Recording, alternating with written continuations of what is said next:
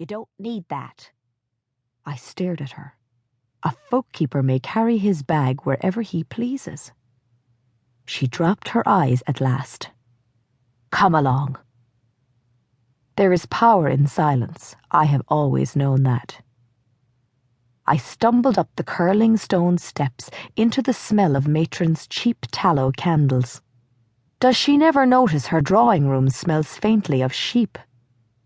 "Make your bow to the Lady Alicia." Matron tapped the small of my back. At first, all I saw was smoky yellow light and blue velvet and topaz. Then the lady herself came clear.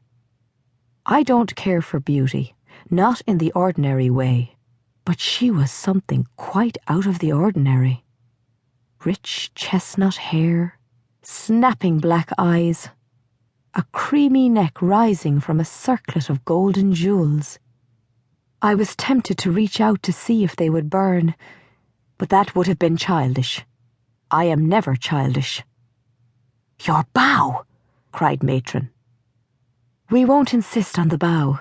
Lady Alicia gazed at me as though I might be just as interesting to her. "They say you're 15, but you can't be more than 11, can you, child?" "I am small for my age," I said, "and weak. Moreover, I am clumsy and have a bad disposition." "Quiet," said Matron in a dreadful voice. "I can't help it, my lady, if he doesn't eat. I'll have you know our foundlings take 3 good meals." Matron neglected to mention that not all the meals are taken on the same day, but I didn't care about that.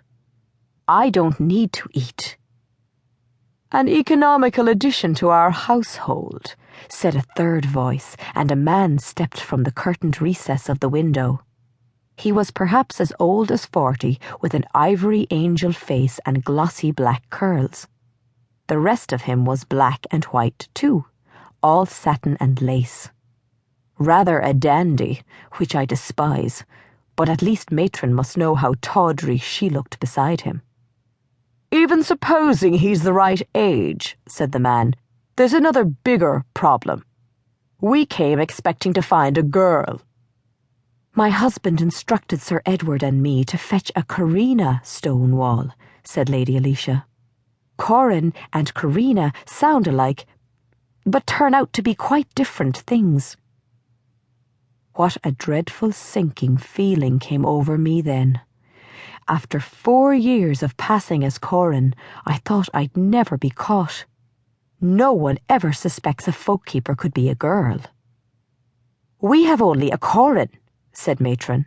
"You wouldn't want him. Lazy good-for-nothing. He lets the folks spoil the milk and rot the cabbage." "I do not." I snapped my lips shut. Matron didn't want me to leave.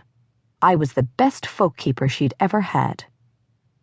But I didn't want to leave either.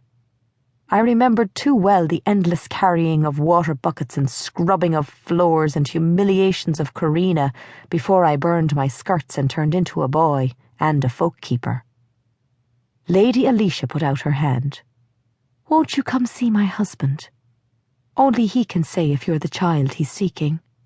We've come all the way from Cliffsend, and he's very ill." What is that to me?